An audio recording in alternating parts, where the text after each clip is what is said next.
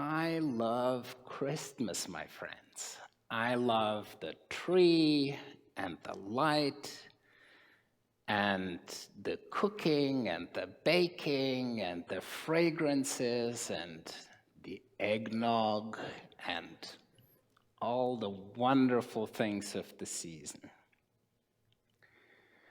But then I also think, once it's over, I wonder, what's this all about?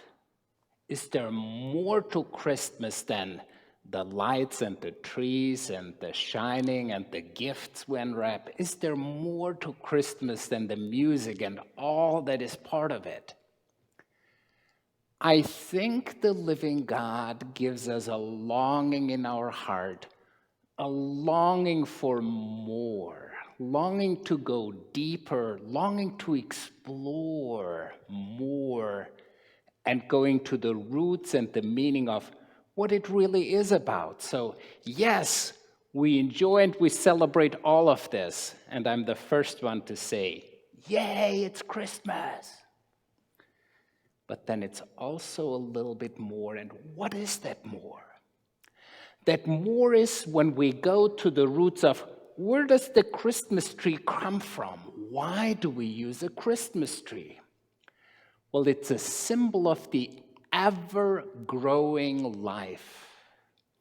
The first tree of life, rooted in the Garden Eden, was felled, is inaccessible anymore to us. But then from the shoot, from the stump of Jesse, the tree that was sown off, that was cut off, a new shoot comes. And it's growing, and it's growing, and it's growing and bringing new life. And this evergreen tree and the trees in your home, they're a reminder that, yes, new life is growing where we thought it impossible anymore. Where something was cut off, where something seemed impossible anymore, there is options, there are possibilities that God creates out of the nothing, out of the impossible. That's what the tree stands for.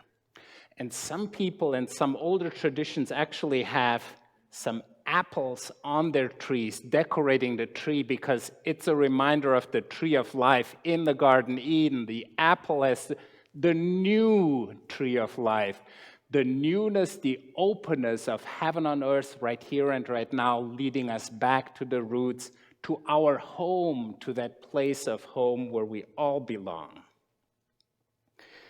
Same thing with the lights. We all do them on the houses, in the backyards, front yards, on the trees, all around our homes. But why the lights? Well, the lights have a deeper significance, especially right now during the darkest season. Ages back, no electricity, no GPS, no nothing. So what did the travelers, the sailors do? They looked for the stars, they looked for orientation, they looked for the light in the darkness. And the light did guide them. There are guiding lights around us. So these lights are to lead us and look further and deeper to the true light that brightens our lives.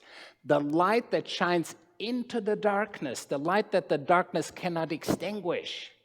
No snuffing out possible there. The light shines. To those who sit in darkness, to those who feel like throwing up their hands, to those who feel like giving up, who don't know what's next, the light shines into the darkness when we sit in that darkness. That's good news, my friends. The light shines in the darkness. When we look at the figures right here in the nativity scene, we have some of these scholars, wise ones, magi, whatever you call them, astrologers, scientists. They were looking for the stars, and they actually did let the stars, the light, guide them. And upon that light, they walked and traveled and traversed afar all the way from Arabia all the way to Bethlehem. Took a lot of persistence.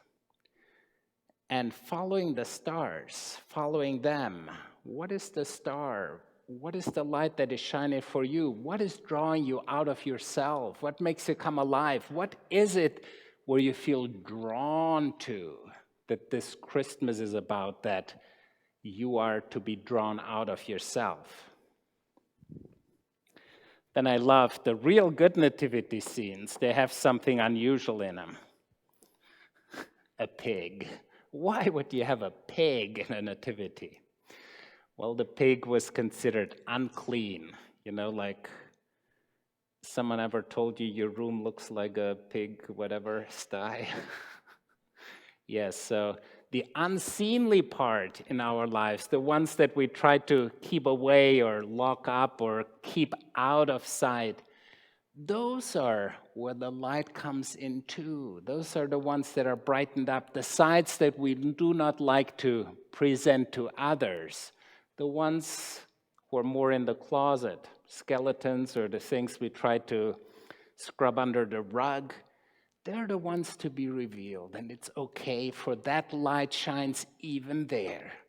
And God loves us just as we are, with all of our brokenness, incompleteness, when we feel inadequate or not good enough, when we feel like, I don't know what else to do.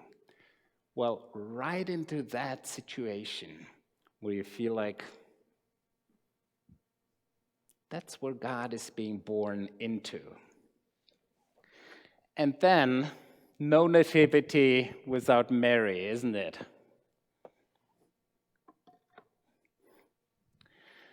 I love Mary's attitude.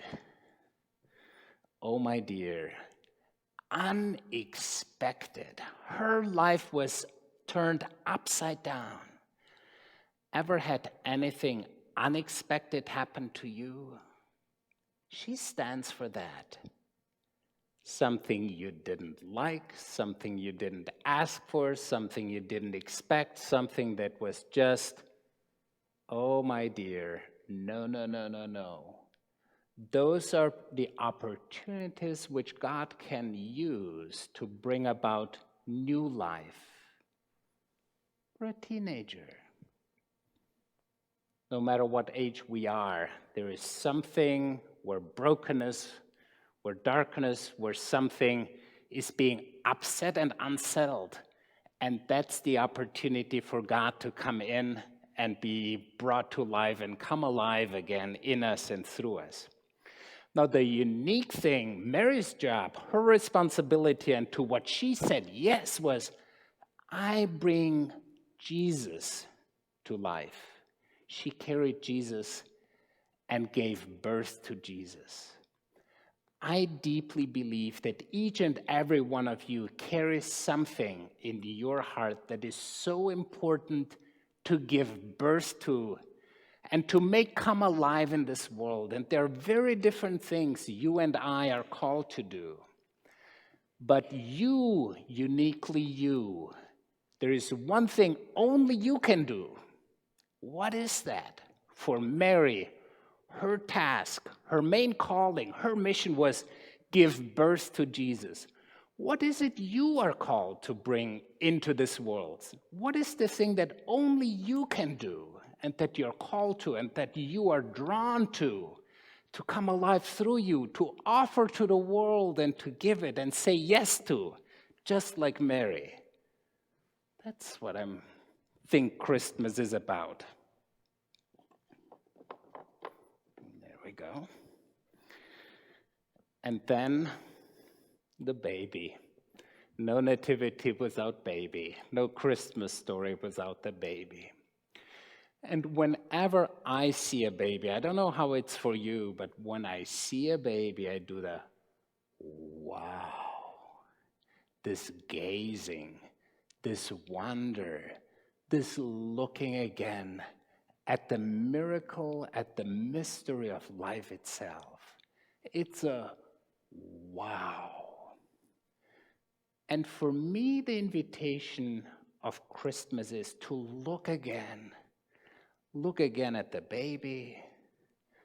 Look again at in the eyes of those who sit beside me. Look. And then after looking for a second or two, you may get uncomfortable. Still looking, still looking. Have you ever seen children look and they keep looking and they keep looking and others already look away and think that, So when you look and look a little bit longer and look with love, just as you would look at the baby, and look again with love, and you feel a warmth and a beauty and love rising in your body as you look. Christmas, what is at the heart of it? Well, when the eternal becomes real, when nothing is excluded, when it's all part, and when you recognize what you are here for, what you are to give birth and bring into this world, and when you keep looking with love, look and look and look again, until the love and your heart warms and you overflow with that joy. That's, I think, what Christmas is about. Joy.